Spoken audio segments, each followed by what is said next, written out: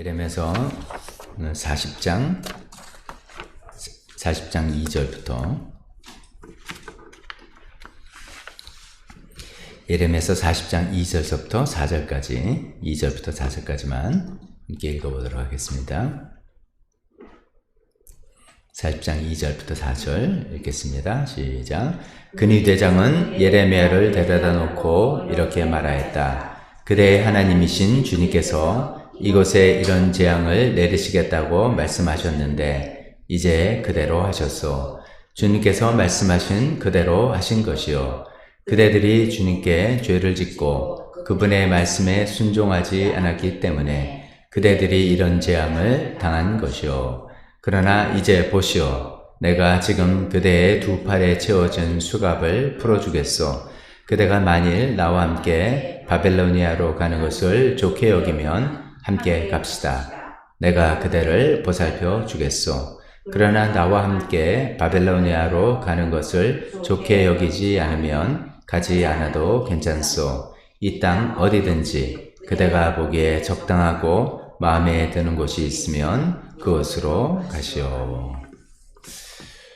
계속해서 역동기의 사람들, 지난번에 역동기의 사람들이란 제목을 하면서 첫 번째로 그달리아 총독에 관해서 우리 살펴봤습니다. 오늘은 계속해서 역동기의 사람들, 두 번째로 예레미야 선지자에 관해서 살펴보려고 합니다. 물론 이 예레미야 선지자는 예레미야서 처음부터 이제 주인공이죠. 그 주인공이자 많은 예언을 한 사람이지만 특히 이 격동기 시대에 예레미야가 어떻게 활동했는지 어떤 삶을 살았는지 이런 것을 생각해 보려고 합니다. 그래서 주로 이제 본문을 여기 읽었지만 여기와 함께 42장부터 44장의 내용들 중심으로 한번 살펴보려고 합니다. 첫 번째로 이제 그 격동기라는 것은 나라가 망하고 이제 그 다음에 어떻게 될는지 모르는 그 혼란기라고 볼 수 있겠죠. 그때 이제 예레미야 선지자의 행보는 어떻게 됐는가를 생각해 보려고 합니다.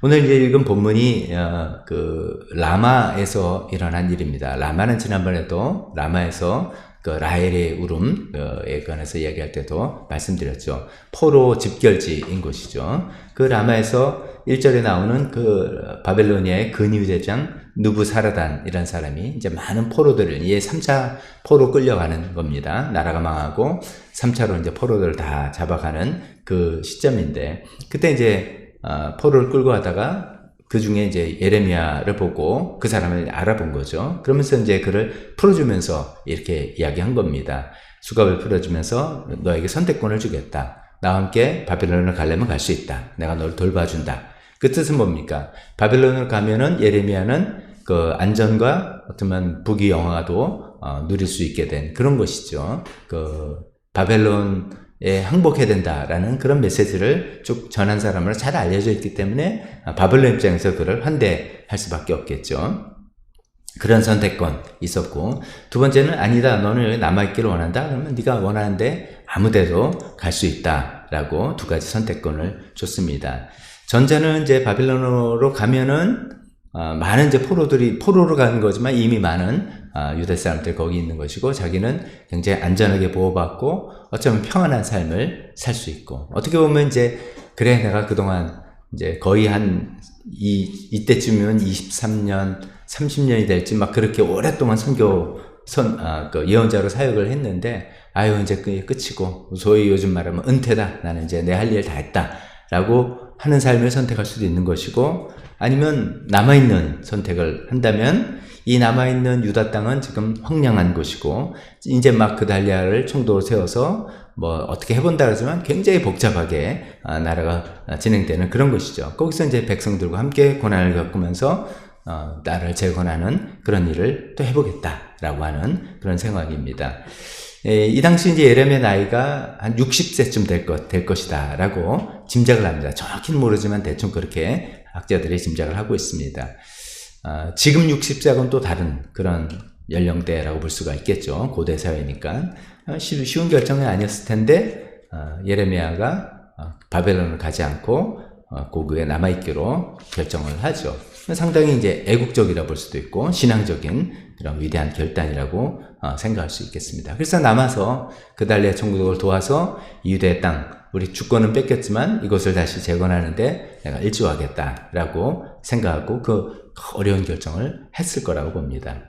그런데 이제 그 이후에 그 일이 예레미야 기대와는 달리 이상하게 점점 꼬여가게 됐죠. 우리 지난 시간에 살펴본 게 이제 그달리아 총독을 중심으로 재건운동이 되는가 했더니 이스마일이라는 사람에게 의해서 살해당하고 혼란이 일어나고 그러다가 요하난이라는 사람이 권력을 잡게 된 것이죠. 그래서 우리 성경에 쭉 나오는 대로 살펴보면 요하난이라는 사람이 살아남은 유대 백성들을 데리고 이집트로 피신 가겠다고 결정을 하는 겁니다.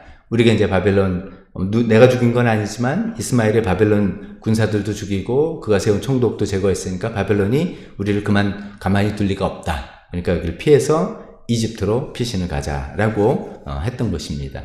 예레미야는 그것은 안 된다고 이야기하는 거죠. 왜냐하면 우리가 바벨론을 통한 하나님의 심판, 이걸 달게 받아야 된다라고 이때까지 줄기차게 외쳤는데 그 바벨론을 손에 피해서 이집트로 간다는 것은 하나님 뜻에 맞지 않는다고 분명히 알고 있었기 때문이죠. 그러나 이제 실권은 요하난이라는 사람이 잡고 있는 거죠. 근데 이제 요하난이라는 사람이 그래도 우리가 이집트로 가는 것이 하나님 뜻이 맞는지 안 맞는지를 알고는 싶다. 그러면서 예레미야 당신이 좀 알아봐 달라 라고 기도했더니 이제 예레미야를 통해서 하나님 뜻은 뭐니까 이집트로 가면 안 된다. 가면 너네가 고난을 당한다라는 경고성의 메시지를 들었습니다. 이제 그럼에도 불구하고 요한은 하나님 뜻대로 하겠다 해놓고선 하나님 뜻이 가지 말라고 했음에도 불구하고 그것을 듣지 않고 가게 되는 것이죠. 이런 건 보면 이제 우리가 하나님 뜻을 알고 싶다. 우리도 기도도 하고 이렇게 물어보기도 하지만 어떤 때는 하나님 뜻을 알면 그대로 순종하겠다라는 그런 마음이어야 되는데 결국은 내 뜻을 확인받고 싶은, 추인받고 싶은 그런 잘못된 동기도 꽤 있는 것 같은데 바로 이 케이스가 그런 케이스인 것 같아요. 하나님 뜻이 내 뜻과 다르니까 그런 말을 전하는 예레미야의 말을 거짓말이다 라고 둘러대면서 그 말을 듣지 않고 모두 남은 백성 데리고 이집트로 가게 됐습니다. 그다음에 예레미야 선지자도 억지로 데리고 이집트로 가게 된 것입니다. 참 이게 예레미야 인생을 생각해보면 참 이게 너무 어처구니 없고 황당한 그런 일입니다. 자기는 계속 이때까지는 이집트 의존하지 말고 하나님께서 바벨론을 통해서 우리를 심판하시는 거다. 어쩔 수 없이 이건 받아들여야 된다. 우리의 불순종이기 때문에 받아들여야 된다. 라고 그 메시지를 전하고 그것 때문에 고생도 하고 어려움도 당하고 결국 나라가 그렇게 망해됐는데 자기는 이런 난리통에 이집트로 끌려가는 신세가 됐습니다. 얼마나 이게 참담하기도 하고 비통하기도 하겠습니까? 그래서 이집트로 갔는데 이집트에서의 그 생활은 벌어지는 일은 더 황당하고 더 한심한 일이 일어났다는 거죠. 그 중에 이제 하나가 그 이집트로 끌려간 이스라엘 백성들의 여인들이 우상숭배를 하는 겁니다. 여기 이제 하늘 여신이라고 표현되어 있는데 하늘 여신에게 막 제사를 드리는 그 이집트까지 와서 제사 드리는 그런 모습을 보았어요. 그걸 보고 또 책망했더니 대답하는 게 또 너무나 적반하장식의 대답입니다. 여기서 이제 하늘 여신에게 제사 드렸다. 하늘 여신은 그 아세라 여신을 두고 말한다고 생각하고 있습니다. 아세라 여신, 바알과 아세라 계속 나오는 그 신들 이름이잖아요. 아세라 여신은 여신이니까 생식, 다산, 풍요, 농경, 나무가 있어야지 이제 농사되고 그런 거죠. 그런 신이라고 믿는 신이에요.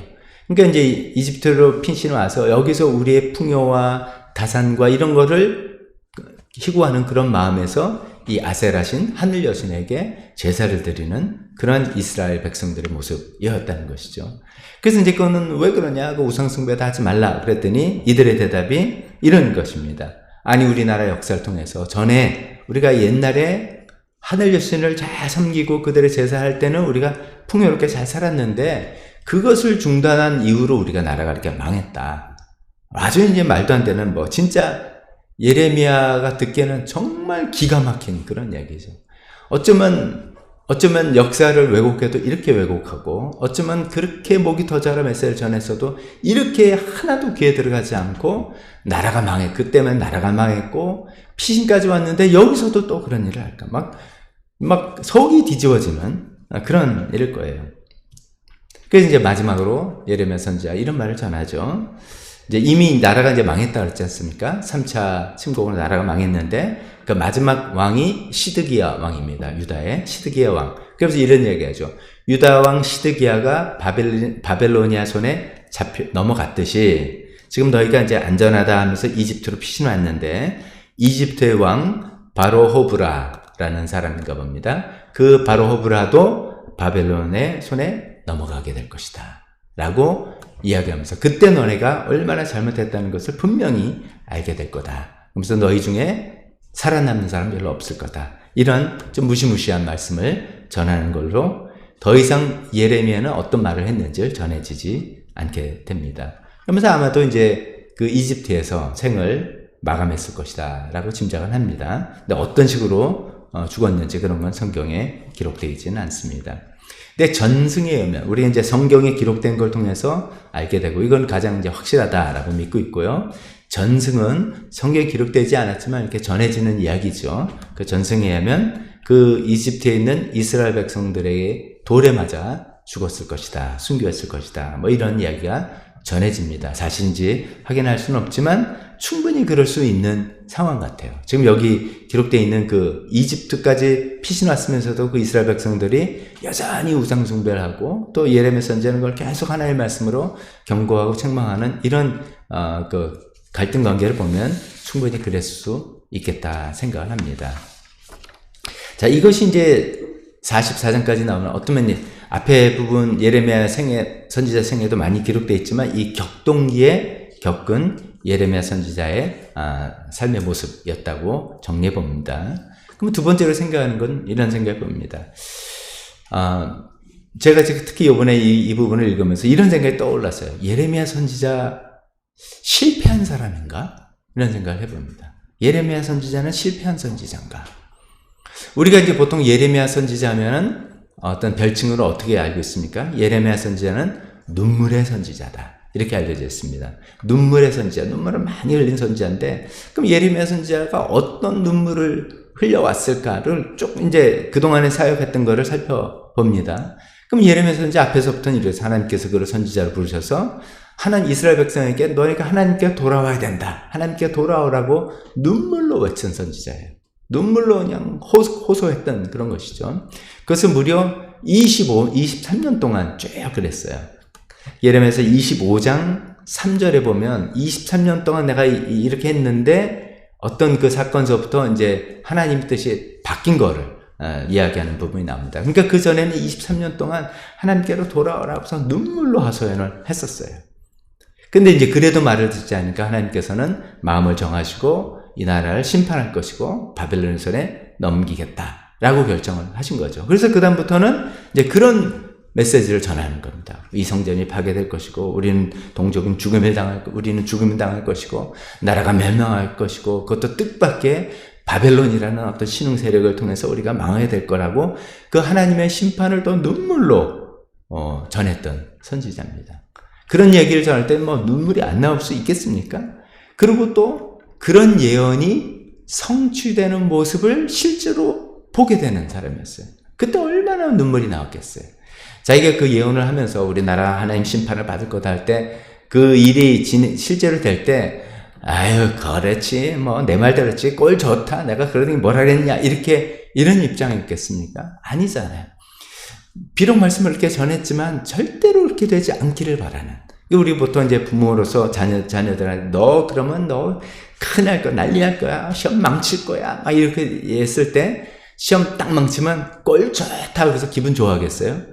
시험 망칠 거야 할 때 망치라고 하는 거겠어요? 그러지 말라는 거잖아요. 이제 그런 마음으로 했는데 그게 현실이 되는 그 모습, 나라가 망하고 포로로 잡혀가고 사람들이 죽고 성읍이 파괴되고 하는 것을 눈으로 보면서 눈물을 흘렸던 그런 눈물의 선지자죠. 이스라엘 완악함을 보면서 눈물을 흘리고 끝끝내 고집부리는 그 동족들의 모습을 보면서 눈물을 흘렸던 것입니다. 뿐만 아니라 이런 거예요. 그런 메시지들을, 그런 말씀을 전하는데, 자신의 이제 하나님 말씀을 전하는데, 자신의 전하는 말을 본인은 분명히 하나님의 말씀이라고 전하는데, 듣는 사람이 이것을 정치적인 발언이라고 듣는 거예요. 지난번에 말씀드렸죠. 그 당시에 정치적인 정세가 친이집트파, 친바벨론파로 나눠져 있었다는 것이죠. 그러니까 친이집트파 사람들은 저 사람 친바벨론파 지금 발언을 하고 있다. 정치적인 어떤 발언이다라고 생각하면서 그걸 그런 식으로만 받아들이고 하나님의 말씀으로 받아들이지 않는 거예요. 그리고 좀 전에 우리가 살펴봤겠지만 어떤 사람들은 자기가 듣기 싫은 말을 하면 그 말 자체를 거짓말이라고 하는 거야. 넌 거짓말을 하는 거다. 없는 말 지금 하는 거다. 자신이 전하는 그 하나님의 말씀을 완전히 무시하는 그런 거. 눈물이 나지 않을 수 없었겠죠. 하나를 더 말씀드리면 자기의 전하는 말을 거부할 뿐만 아니라 자기 자신을, 자기의 존재 자체를 부인하는 거예요. 미치광이다. 매국노다. 지금 사실 그런 이제 그 격동기에서는 그런 말들이 정치적인 발언으로 오해받으면서 그러면 이제 한쪽 편에서 완전히 매국노로 지탄받기 또 쉬운 그런 환경이기도 하죠. 그래서 감옥도 가기도 하고, 뭐 죽임을 당할 뻔하기도 하고, 뭐 그런 거 때문에. 그런 여러 가지 이유로 눈물을 많이 흘렸던 그런 고난의 선지자였다. 우리가 이렇게 알고 있습니다. 자, 근데 이제 그런 고난과 그런 답답함과 그 억울함과 그런 이제 고통을 통해서 눈물을 흘리는데, 보통은 이제 그런 고난을 겪으면서 답답함을 겪으면서 눈물을 흘리면서 그래도 내가 지금 이런 고난과 이런 고생을 하지만 그래도 좋은 결과가 있다면 결과를 좋은 결과로 이어지는 성과를 바라보면서 그것을 참아 나가는 거 아니겠습니까? 그 대표적으로 이제 요즘 그 올림픽, 파리 올림픽에서 뭐 선수들 금메달 딸 때마다 다 그런 거 보잖아요. 뭐 얼마 전에 엊그저께는 그 배드민턴 안세영 선수 따가지고 무슨 충격도 발언도 했지만 그 선수는 뭐 하루도 쉬지 않고 다시 밤부터 운동 연습한다는 사람으로 또 알려진 사람이잖아요. 힘들고 어려운 일을 부상 중에도 그걸 다 참고 했던 게 좋은 성과를 바라보고 다 이렇게 했던 것인데, 예레미야가 이런 고통과 이런 비난과 이런 어려움을, 그런 눈물을 겪으면서 했던 모든 지난날의 사역, 예레미야가 이제 한 40년 사역을 했다, 이렇게 좀 평가되고 있습니다. 정확한 이 연도는 참 알기가 좀 힘들어요. 그 나이가 어떻게 되는지 모르지만 대충 연도를 따져보니까 한 40년 정도일 거라 생각하는데, 그런 40년 동안 정말 눈물을 흘리며 말씀을 전하고 고난을 당하고 했는데 변한 게 있냐 이거죠. 하나도 없다. 사람들이 마음이 변했냐? 사람들이 일 중에서 뭐 나라의 운명은 이렇게 되더라도 당신이 정말 하나님의 말씀을 전해주는 사람들 맞습니다, 이렇게 지지하고 호응해주는 사람들이 뭐 손꼽아 몇 사람 있긴 있었어요. 근데 대부분은 자기를 거절하고 귀도 한번 듣지 않고, 백성들은 회개하지 않고, 삶은 변화가 없고, 나라는 결국 망하게 되고, 이 사회에 나는 그렇게 노력하고 애썼는데 아무런 변화를 이끌어내지 못한 거. 자기 말은 무시당하고 자기 존재는 부인당하고, 이런 거죠. 그래서 나라가 결국 망했는데, 그러면 피난처인 이집트 와서 여기서라도 정신을 차리고, 그래 우리가 잘못했다, 하나님 뜻대로 살지 않았다라고 회개 운동이 일어나도 될까 말까 한데, 거기서는 아까 살펴본 것처럼 아주 더 심한 하늘 여신에게 제사 드리면서 우리 나라가 잘못된 게 이걸 못해서 그런 거다, 이런 정말 말도 안 되는 소리를 하고 있는 모습을 볼 때 여러분 심정은 어떤지 모르겠어요.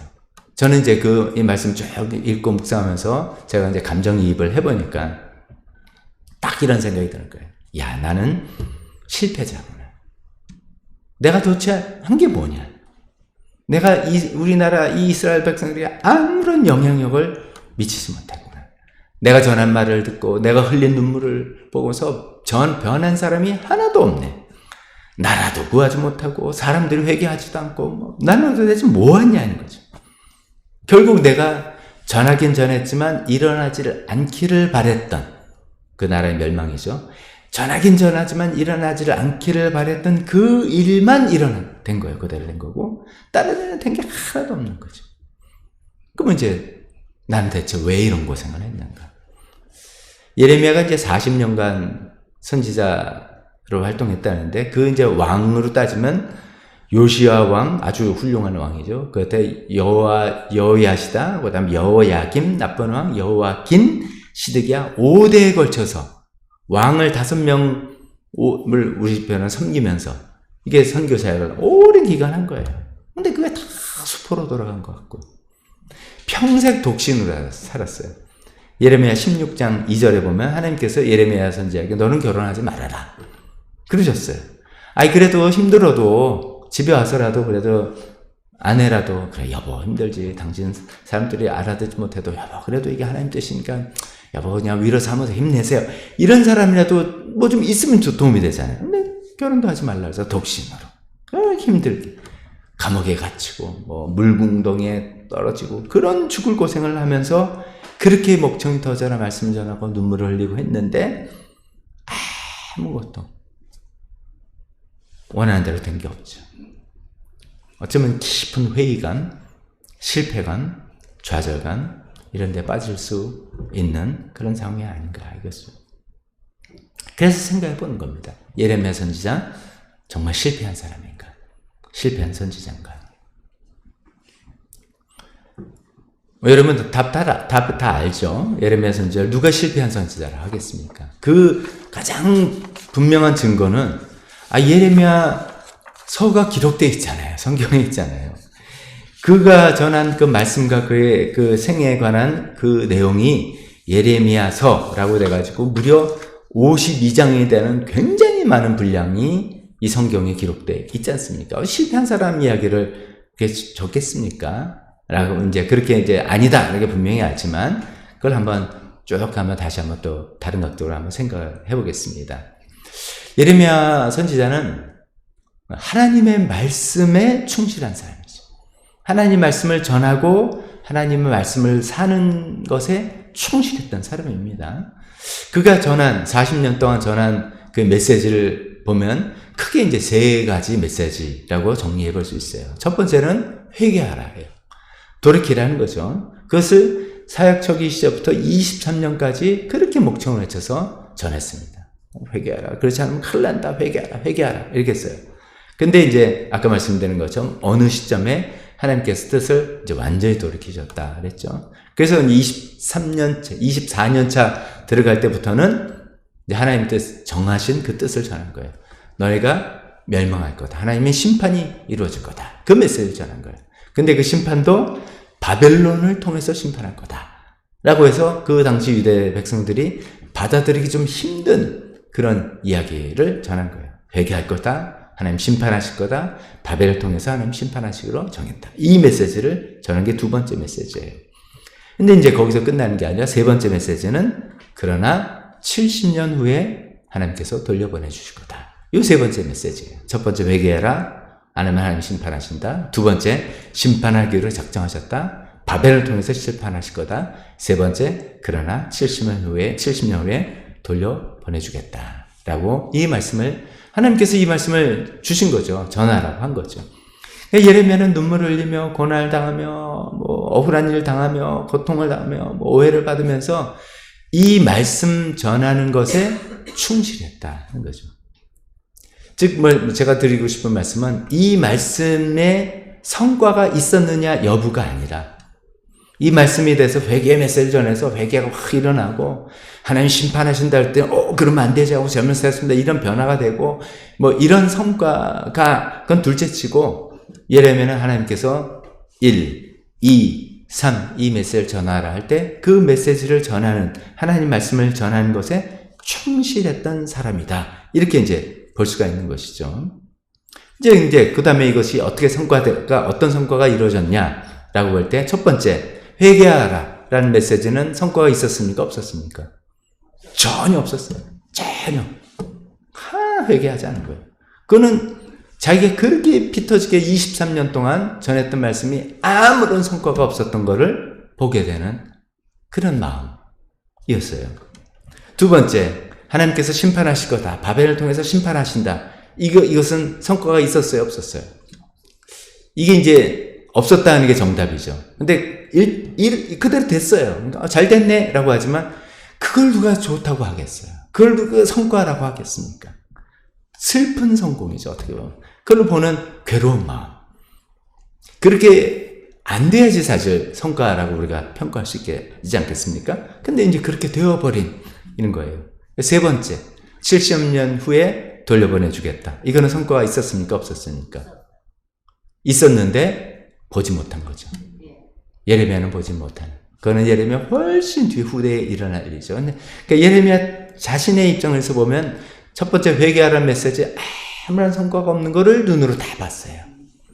두 번째, 하나님 이 바벨을 통해서 심판하시다라는 것은 되면 안 되는 일인데 되는 것을 눈으로 봤어요. 괴로워. 세 번째, 70년 후에 돌려보내주겠다는 것은 눈으로 볼 수가 없는 일이에요. 그래서 예레미야 당시는 말씀은 자기는 전했지만 될지 안 될지 되는 거지 이건 확인할 수 없는 그런 일이에요. 예레미야는 여기까지였단 말이죠. 그런 마음인데 그래서 이제 우리가 만약에 예레미야라면 어쩌면 낙심하고 회의감이 되고 좌절하고 절망. 아무 성과 없었네. 세 번째 일은 내가 뭐 볼 수도 없는 거니까 그건 난 모르겠고 이렇게 되기가 쉬운데 우리가 이제 객관적으로 본 것처럼 첫 번째 회개하라는 것은 안 된 게 분명해요. 두 번째 심판하실 거라는 것은 된 거죠. 근데 된 게 꼭 썩 좋은 건 아니지만 돼도 슬픈 거죠. 괴로운 거죠. 이 세 번째 이 말씀은 놀라운 변화를 준 거죠. 70년 후에 포로에서 돌려보내주시겠다는 이것이 포로로 끌려간 이 사람들에게 엄청난 희망이 된 거죠. 예레미야는 몰라요. 예레미야는 모르는 일인데 그 중에 하나가 다니엘이죠. 다니엘서 9장 2절에 보면 다니엘이 이제 그 바빌론 제국의 큰 높은 총리가 되고 관리로 있을 때죠. 경건한 유대인으로서 이제 이 예레미야 예언이 내용이 이렇게 기록이 돼서 그 포로지에 있는 이스라엘 백성들에게도 이게 알려진 거예요. 그래서 예레미야의 이 서책을 보게 됐다는 거예요. 그 글을. 그게 뭐냐면 하나님의 심판으로 바벨론에게 포로 끌려가겠다나 70년 후에 내가 돌려보내 주겠다. 이 내용이에요. 그리고 바벨론에 끌려온 건 하나님의 심판의 결과다. 국력이 약해서가 아니라 뭐 등등이 아니라 하나님 심판의 결과다. 이 내용을 읽고서 바벨론이 너무나 그 마음에 감동이 되고 그래서 조상과 민족을 대신해서 회개 기도를 하고 그 회개 기도를 하나님께서 받으시고 가벨 선지자를 보내서 그 뜻이 어떤 뜻이라는 것을 쭉 앞으로 될 일을 설명해 주시는 그런 내용이 돼요. 그런 내용들이 그 포로제에 끌려가 있는 이스라엘 백성들에게 더 큰 확신이 됐겠죠. 그래 맞다. 하나님 뜻을 받아들이고 우리의 70년 견디면 하나님께서 우리에게 소망을 주시리라. 그런 것이 힘이 돼서 결국 나중에 포로지로 돌아갈 수 있게 된다 할 때 느헤미야, 예스라, 느헤미야 선지자를 비롯해서 많은 사람들이 대다수는 남아 있었지만 그래도 많은 사람들이 돌아가서 성전과 성벽을 재건할 수 있는 원동력이 되었을 것이라고 믿습니다. 이렇게 생각해보면 자기 눈으로 보기에는 자기가 평가하기에는 실패한 것들, 안 된 것도 있지만 예레미야 선지자는 그냥 자기 성공과 실패 기준을 그렇게 삼지 않고 나는 하나님의 말씀을 충실히 전하는 것에 자기의 성공과 실패의 기준을 두었지 않았을까 생각해보는 겁니다. 되든 안 되든 그것이 언제 되든 그거는 하나님께 달려있는 거예요. 내가 나의 사명은 하나님의 말씀을 회개, 심판, 포로귀환 이 세 가지 말씀을 충실히 전하겠다. 사람들이 받아들이든 받아들이지 않든 나라가 변하건 변하지 않든 어떻게 되든 간에 그거는 내가 내 소관이 아니라 나의 소관은 이 말씀을 그냥 충실히 전하겠다. 그러다 보니까 하나님의 때에 하나님의 방식으로 하나님의 일이 일어나서 이 세 번째 일이 완전히 성취가 된 것을 나중에 후대 사람들에게 도움이 된 것 아니겠습니까? 그렇게 볼 때 예레미야는 결코 실패한 사람이 아니라 성공한 사람이다. 하나님 말씀에 충실하고 하나님 말씀을 전하는 것에 충실했기 때문에 성공한 사람이다. 라고 우리가 자신 있게 이야기할 수 있는 거죠. 이제 우리 삶도 이렇게 비춰보면 좋겠습니다. 우리 삶도. 우리가 이제 사역을 한다.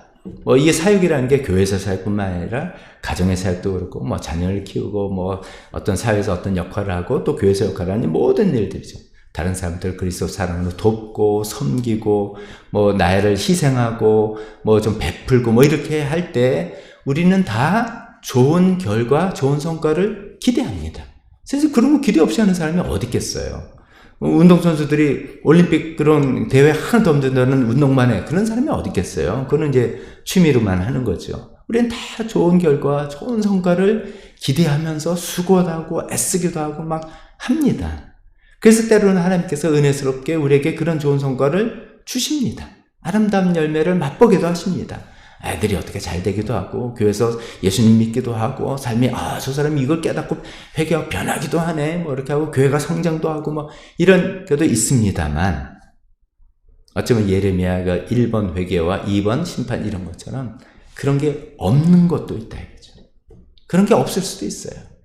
그럴 때 우리가 낙심하거나 회의에 빠지는 게 아니라 예레미야의 그 3번 세 번째 메시지였던 하나님께서 돌려보시겠다는 그 말씀을 그래도 충실히 전하는 그 일을 했다면 성공. 그 하나님의 말씀을 전하는 일에 충실했다면 성공. 근데 이제 우리 일반 보통 이제 성도님들은 내가 뭐 말씀을 전하는 사역, 그건 아니니까 내가 하나님 말씀대로 살아가는 것. 내가 사역을 하고 내가 남을 도와서 그 사람이 변하는 열매를 기대하지 못한다 할지라도, 그것이 설령 없다 할지라도, 설령 내 만큼 안 된다 할지라도, 더 기본적이고 더 중요한 것은 내가 하나님 말씀대로 살고 하나님 말씀대로 충실히 살아나가느냐. 그것을 내가 할 때 그 나의 삶의 모습을 통해서 나중에 어떤 아름다운 결과를 하나님께서 얼마든지 맺어 나가실 것인가, 그건 하나님께 맡기고, 우리가 이런 것으로 우리 삶을, 내 삶이 정말 성공했느냐 실패했느냐 이 기준을 삼는 것이 더 기본이 되겠다. 물론 그 위에 뭐 아름다운 성과가 있으면 더 좋죠. 그러나 그건 두 번째, 세 번째. 가장 기본은 내가 하나님 말씀에 충실하냐, 충실히 전하냐, 하나님 말씀대로 충실히 살아가느냐. 그것을 우리 성공과 인생의 성공과 실패의 기준으로 삼아가는 우리가 되었으면 좋겠습니다. 기도하겠습니다.